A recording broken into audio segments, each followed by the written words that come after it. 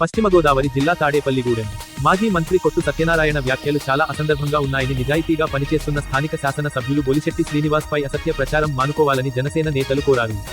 కొట్టు 2 సార్లు గాలివాటంలో గెలిచారని అన్నారు. అతను ప్రజాబలంతో గెలవలేదని జనసేన నాయకులు తీవ్రస్థాయిలో ధ్వజమెత్తారు. పట్టణంలోని జనసేన నాయకుడు ఉంగరాల శ్రీనివాస్ నివాసంలో శనివారం సాయంత్రం ఏర్పాటు చేసిన విలేకరుల సమావేశంలో వారు మాట్లాడారు. గత ఎన్నికల సమయంలో వైసీపీ నుంచి జనసేనలో చేరిన పలువురు ముఖ్య నాయకులు ఈ సమావేశానికి హాజరయ్యారు. ఈ సందర్భంగా వారు మాట్లాడుతూ తాడేపల్లిగూడెం అసెంబ్లీ నియోజకవర్గం నుంచి 2 సార్లు ఎమ్మెల్యేగా గెలిచిన కొట్టు గాలివాటంలో గెలిచారు తప్ప తన సొంత చరిష్మాతో గాని ప్రజాబలంతో గాని గెలవలేదని వారు పేర్కొన్నారు. 2004లో వైఎస్ రాజశేఖర్ రెడ్డి గాలివాటంతో 2019లో వైఎస్ జగన్మోహన్ రెడ్డి గాలివాటంతో కొట్టు ఎమ్మెల్యేగా గెలిచారన్నారు. ప్రస్తుతం ఎమ్మెల్యేగా ఉన్న బొలిశెట్టి శ్రీనివాసుకు జనంలో సొంత చరిష్మా ఉందన్నారు. ప్రజాబలంతో గెలిచారన్నారు. ఆ కారణంగానే తాడేపల్లిగూడెం అసెంబ్లీ నియోజకవర్గం చరిత్రలోనే ఎన్నడూ లేనంత రికార్డు స్థాయి మెజారిటీ వచ్చిందన్నారు.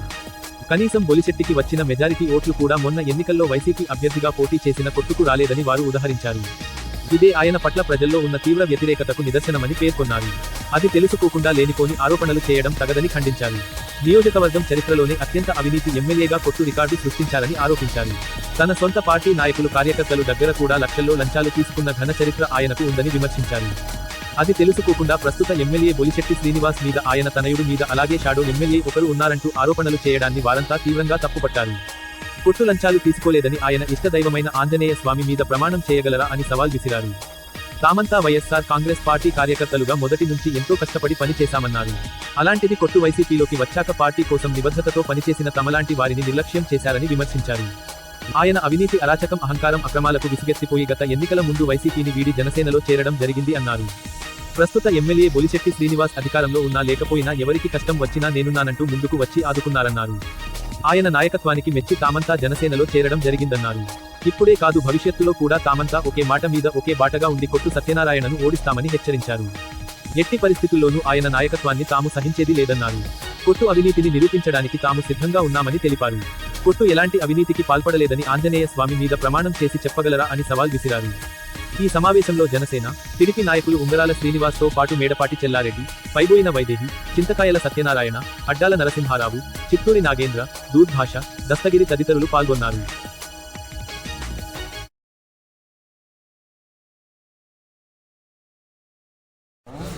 ఈ పత్రికా సమావేశం ఏర్పాటు చేయడానికి ఇచ్చేస్తున్నాను. మాకు పెద్దలు గౌరవనీయులు చల్లారెడ్డి గారు, అలాగే పార్టీలో చాలా కష్టపడి పనిచేసిన సీనియర్ కార్యకర్త వైదేహి గారు, మిత్రులు గూడు గారు, చింతకాల సత్యనారాయణ గారు, పచ్చాల వెంకటరావు గారు, చిత్తూరు నాగేంద్ర, తర్వాత రాధాకృష్ణ గారు, దస్తగిరి గారు, అలాగే 6వ వార్డు నుంచి వచ్చిన ప్రసాద్ గారు, మద్దుల ప్రసాద్ గారు, వీళ్ళందరూ కూడా ఈ సమావేశాన్ని ఇచ్చేసినందుకు వారందరికీ నా ధన్యవాదాలు తెలియజేస్తారు. ఈ పత్రికా సమావేశం ఏ ఉద్దేశంతో ఏర్పాటు చేయడం ఏంటంటే, ఈరోజు ఎలక్షన్ జరిగి 14 నెలలు దాటింది. ప్రస్తుత మాజీ ఎమ్మెల్యే కొట్టు సత్యనారాయణ గారు వింత పోకడలో, వింత చేష్టలో, వింత విడ్డూరమైన పనులు చాలా చిరాకు అనిపించి మేము ఆయనతో 20 ఏళ్ళు ప్రయాణం చేస్తున్నాం కాబట్టి మాకు ఆయన గురించి క్షుణ్ణంగా తెలుసు కాబట్టి ఆయన పద్ధతి మార్చుకోవాలని తెలియజేయడానికి ఈ విలేకరుల సమావేశం ఏర్పాటు చేయడం. మేము 2004లో ఆయన అప్పటికి అధికారం అయిపోయిన తర్వాత మేము ఆయనతో జాయిన్ అయ్యాం. ఆయనతో జాయిన్ అయిన తర్వాత ఆయన తాడేపల్లిగూడెంకి ఏదో సేవ చేస్తారని, తాడేపల్లిగూడెంలో ఆయన ఏదో తాడేపల్లిగూడెం ఏదో ఉద్ధరిస్తారనే అభిప్రాయంతో నమ్మి ఆయన వెనకాల ప్రయాణం చేసాం. ఆయన పదవులు వెళ్ళినప్పుడు మేము ప్రయాణం చేసాం. ఆయన అధికారంలోకి వచ్చిన తర్వాత ఆయన అసలు రూపం ఏంటో బయటకు వచ్చింది. ఆయన అసలు రూపం ఏంటో బయటకు వచ్చింది. ఆయన అధికారం వచ్చిన తర్వాత, మంత్రి పదవి వచ్చిన తర్వాత ఆయనలో అసలైన మనిషి ఏంటో బయటకు వచ్చాడు పూర్తిగా. అప్పటి నుంచి మేము అందరం దూరంగానే ఉన్నాం పూర్తిగా. ఇక్కడ ఉన్న వాళ్ళు ఎవరికి కూడా ఆయన ఏ రకమైన కార్యకర్తకు సహాయక సహకారాలు అందించలేదు. ఒకవేళ అందించాడు అంటే ఆయన చెప్పమని మేము దానికి నిలబడతాం. మేము నిలబడి దానికి సమాధానం చెప్తూ, చెప్పలేకపోతే సభాముఖంగా మేము ఆయన క్షమాపణ వేడుకుంటాం. అలాగే ఆయన ఈరోజు కష్టపడి కార్యకర్తల అండతో నెగ్గిన బొలిశెట్టి శ్రీని గారిని విపరీతంగా విమర్శించినాడు. విమర్శించినాడంటే ఆయన ఎందుకు విమర్శించినాడు అన్నది సమాధానం చెప్పాలని బాధ్యత ఉంది, చెప్పాల్సిన అవసరం ఉంది కాబట్టి మేము విలేకరుల సమావేశం ఏర్పాటు చేశాం. శ్రీని గారు ఇవాళ మేము పార్టీలో జాయిన్ చేస్తున్న రోజున ఆయన ఎలా ఉన్నాడో ఇవాళ కూడా ఆయన అదే నేచర్తో మమ్మల్ని అలాగే మమ్మల్ని రిసీవ్ చేసుకున్నాడు, అలాగే మాట్లాడుతున్నాడు, అలాగే గౌరవిస్తున్నాడు, అలాగే అభిమానిస్తున్నాడు. ఆయన ఈయన నగ్గక ముందు మేమందరం ఆయన పల్లకి మోసి ఆయన పదవిలో లేనప్పుడు కూడా, ఆయనకి ఏ రకమైన అధికారాలు లేనప్పుడు కూడా ఆయనకు అండగా నిలబడ్డాం. ఆయన అండదండగా నిలబడి ఆయన నగ్గించిన తర్వాత ఆయన నగడంలో చాలా ప్రముఖ పాత్ర వహించిన నెమ్మల్లానికి ముందు పొగపెట్టి బయటకు పంపిస్తాడు ఆయన. ఆ తర్వాత కొడుకు రంగప్రవేశం చేయించాడు ఆయన. ఇవాళ మేము చాలా మంది మార్కెట్లో మేము ఫేస్ చేసాం ఆయన వల్ల. ఏంటో చెప్తాను మీ అందరికీ. మీరు ఇలాంటి వాడుగా మాకు ఎంత ఓటేయించారు, మమ్మల్ని బతిమాలి గడ్డం పట్టుకుని బతిమాలి ఓటేయించారు మమ్మల్ని గుడిసెచ్చడానికి.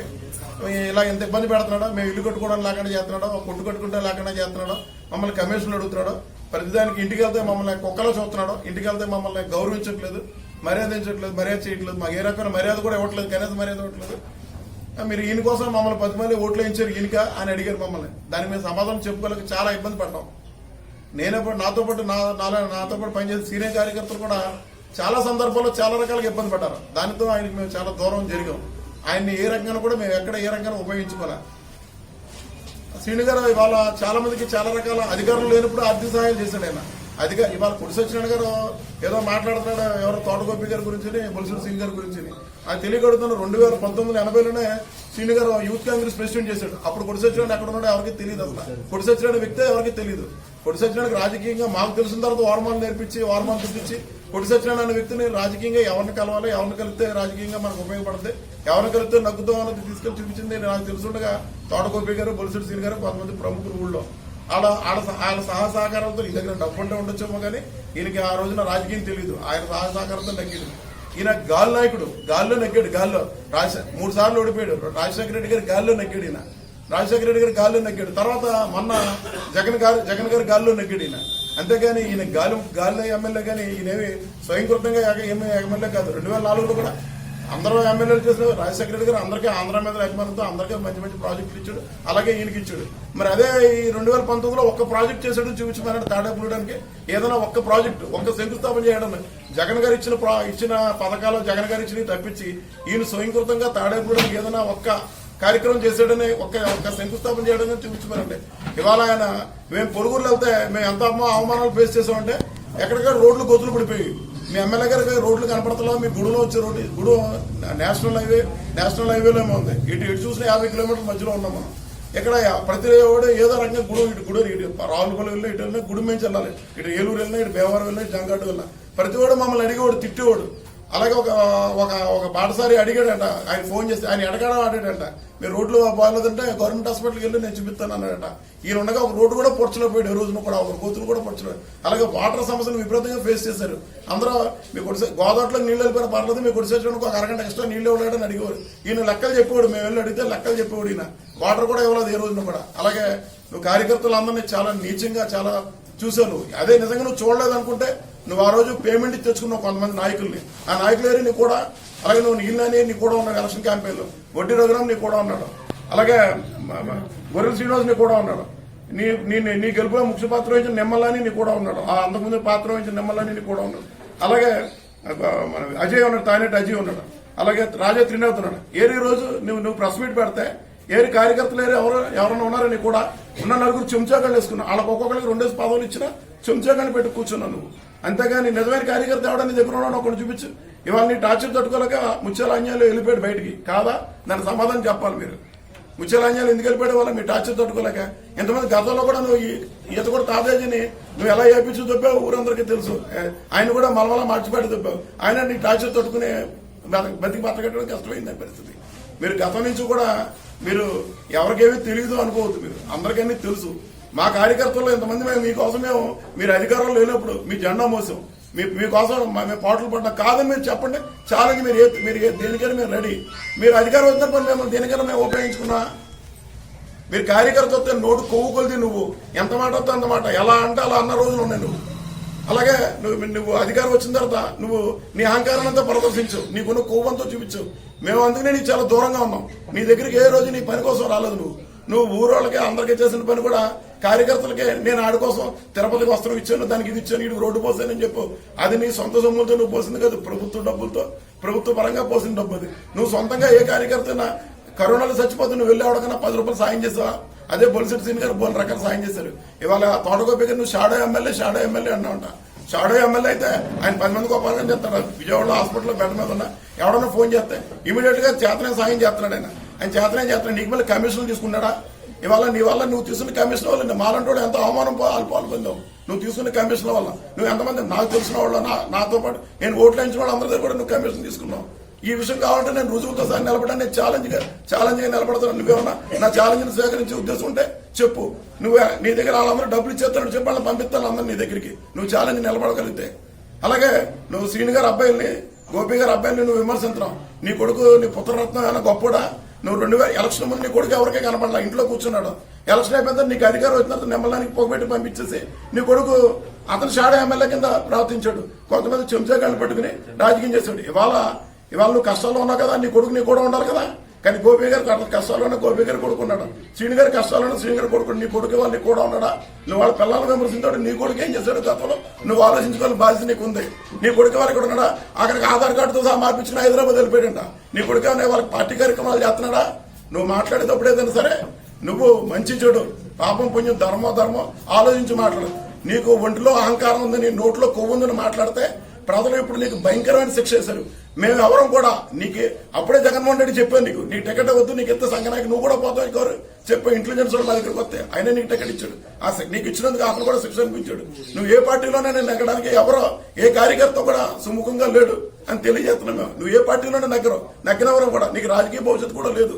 నీకేమన్నా పద్ధతి మర్యాద ఉంటే నువ్వు మంచి సలహాలు ఇవి, ప్రజలకు ఉపయోగపడేలా మాట్లాడు, మంచి విమర్శించు, చెడుని ఖండించు. అంతేగాని నువ్వు వాళ్ళ రౌడీలు వీళ్ళ గోండాలు వీళ్ళ ఇది నువ్వు చేసిన గోండాగిళ్ళు రౌడీలు మాకు బోరుని తెలుసు.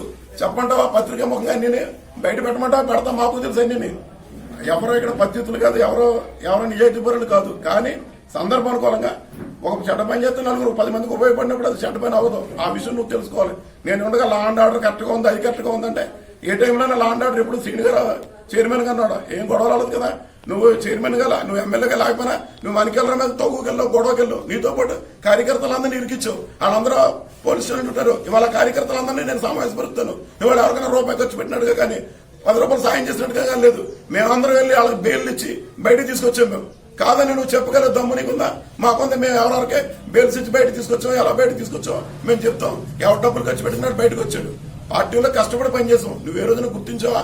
ఎవరికైనా పిలిచి నువ్వు తిరుపతి టికెట్ ఇచ్చావా? ఆఖరికి నువ్వు ఎంత దిగజారిపోయి ఉంటే కొంతమందికి ఇచ్చిన పదవులు కూడా నువ్వు మళ్ళీ ఆఖరి టైంలో వచ్చిన పదవులు కూడా అమ్మేసుకున్నావు. దానికి రుజువులు నా దగ్గర కూడా ఉన్నాయి. నువ్వు అమ్మేసుకున్న పదవుల్ని, ఇచ్చిన పదవులు కూడా నువ్వు కాదని చెప్పగలుగుతావు. నువ్వు నా ఎదురుగా చెప్పు. నువ్వు చెప్పగలిగితే నువ్వు చేసిన నేను మాట్లాడగలను. ఎందుకంటే నేను 20 ఏళ్ళ నీతో పాటు ప్రయాణం చేశాను.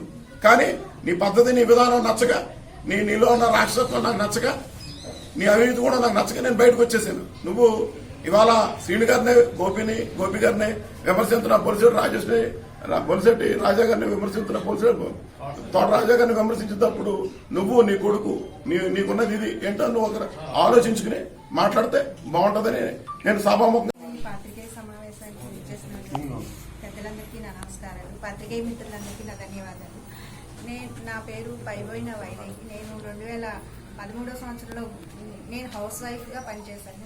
హౌస్ వైఫ్గా ఉన్నాను. నేను 2013లో తోటగోపి గారు నన్ను రావడమే నేను వైసీపీ పార్టీలోకి అడుగుపెట్టాను. వైసీపీ పార్టీలోకి అడుగుపెట్టి 2014 ఎలక్షన్ ఎన్డీఏ కూటమి ఎలక్షన్ ముందు ఒక 10 days వరకు నేను దానిలోనే పనిచేశాను. కానీ 12 years నుంచి పనిచేశాను. నా భర్త కరోనా టైంలో కాలం చేశారు. నేను వైసీపీకి నిబద్ధతతో కట్టుబడి 12 సంవత్సరాలు పనిచేసిన ఏకైక వ్యక్తిని నేనే తాడేపల్లిగూడెం టౌన్ నుంచి. కానీ మాకు ఎటువంటి గుర్తింపుని ఇవ్వడం కానీ కార్యకర్తగా నేను నిబద్ధతతో పనిచేశాను. మా ఫ్యామిలీ, ఇటు మా అత్తవారి ఫ్యామిలీ ఏంటి, మా పుట్టింటి ఫ్యామిలీ నుంచి కూడా ఎవరు ఎటువంటి అవినీతికి ఎప్పుడు పాల్పడలేదు. మా తాతగారు కౌన్సిలర్గా పనిచేశారు. నేను 8వ తరగతి చదువుతున్నప్పుడు. నెక్స్ట్ నేను పైబడినోళ్ళ కుటుంబంలోకి అడుగు పెట్టాక మా బావగారు కౌన్సిలర్గా పనిచేశారు. నేను 2012లో అడుగుపెట్టాను. అప్పటి నుంచి కొట్టు సత్యనారాయణ గారి కన్నా ముందు నుంచి 12 years పనిచేశాను. అయినా సరే మాకు ఎటువంటి గుర్తింపుని ఇవ్వలేదు. ఇది కాకుండా ఇంకొక విషయం ఏంటంటే శారదా గ్రంథాలయం. మెయిన్లీ శారదా గ్రంథాలయం విషయం ఒకనొకప్పుడు సిఐ గారు రఘు గారు ఏదో వాట్సాప్ మెసేజ్ వచ్చిందని నా భర్త అయినటువంటి రమేష్ గారు కవర్ పంపించారు. ఏమంటే మీ నుంచి ఏదో వచ్చింది బయటికి అంటే అప్పుడు సిఐ గారి దగ్గరికి ధైర్యంగా వెళ్ళి రమేష్ గారు వెళ్ళి ఏమండి సిఐ గారు ఈ శారదా గ్రంథాలయం అనే ఒక సంస్థ, ఆ సంస్థ గతంలో మీరు ఎమ్మెల్యేగా ఉన్నప్పుడు ఆ సంస్థకి కూడా ఇటువంటి అవినీతి ఏర్పడితే మీ వల్లనే అది కాపాడబడింది. నెక్స్ట్ 2019 తర్వాత ఇది ఇది బయటకు వెళ్ళిపోతుంది. దానికి అంతకుముందు మీరే కాపాడారు. ఇప్పుడు కూడా మీరు కాపాడవలసింది పోయి ప్రజల పాలు చేసేస్తున్నారు అని ధైర్యంగా అడిగిన ఏకైక వ్యక్తి నా భర్త. ఆ కారణం చేతనే మమ్మల్ని పార్టీకి 12 సంవత్సరాలు పనిచేసినా సరే మాకు ఎటువంటి నామమాత్ర పదవులు కానీ ఏమి మమ్మల్ని పార్టీలో గుర్తించడం కానీ ఏమి చేయకుండా మేము ఎటువంటి అవినీతికి పాల్పడాల. అయినా సరే ఎటువంటి పదవులు ఇవ్వకుండా పదవులు అవసరం లేని వాళ్ళందరికీ ఇచ్చుకొని పార్టీలో పైకి తీసుకొచ్చారు. ఇది కాకుండా మా వార్డులో ఏంటంటే 6వ వార్డు నేను కౌన్సిలర్గా చేశాను. 6వ వార్డులో ఒక పక్క రోడ్ పక్కన కట్టించిన గృహాన్ని అనవసరంగా పడగొట్టారు. ఆ పక్కనే ఉన్న బిల్డింగ్ వాళ్ళకి పడగొట్టవలసిన అవసరం ఉన్నా సరే అక్కడికి డ్రైన్ వెళ్ళాలి. బ్రిటిష్ కల్వర్ట్ అని ఉంటది, బ్రిటిష్ కాలం నాటి కల్వర్ట్. ఆ కల్వర్ట్ని తీసుకెళ్ళడానికి కొట్టు సత్యనారాయణ గారి కొడుకు డబ్బులు తీసుకుని ఆపేరని నాకు చెప్పారు.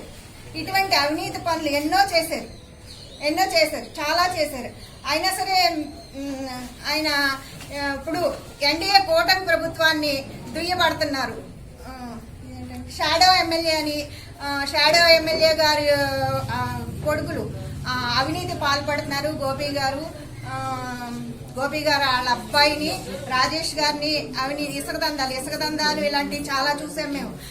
ఎవరు చేశారో అందరికీ తెలుసు. కావాలంటే ఇప్పుడు రండి చూపిస్తాం ఎవరెవరి దగ్గర ఇల్లు కట్టుకోవడానికి ఎంత తీసుకున్నారో ఇప్పుడు చూపిస్తాం. ఈ ప్రభుత్వంలో ఎవరు ఒక పైసా అడిగారని కానీ మేము కట్టామని కానీ రుజువు చేసిన వాళ్ళు ఎవరు లేరు. గత ప్రభుత్వంలో 2019 నుంచి 24 వరకు లక్షల కోట్లు ఇసుక ఇల్లు కట్టడం మొత్తానికి ఆపేశారు. వడ్రంగి అదే తాపీ మేస్త్రికి పనే లేదు, ఖాళీగా తిరిగారు.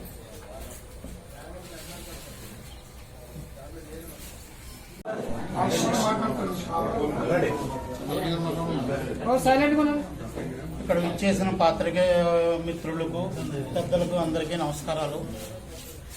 నేను గత వైసీపీలో కొట్టు సత్యనారాయణ గారి దగ్గర ఒక 25 ఏళ్ల నుంచి ఉన్నా.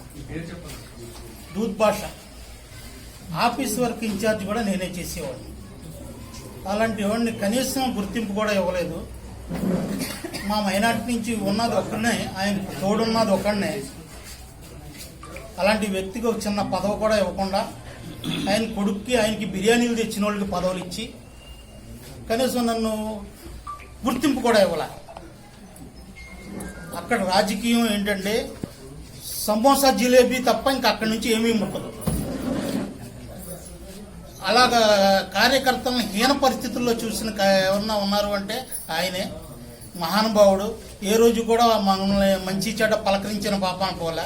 నేను ఈ మధ్యకాలంలో అనారోగ్యం పాలవుతే బొలిశెట్టి సీని గారు ఇంటికి వచ్చి పరామర్శించి ఆర్థికంగా ఆదుకున్నారు.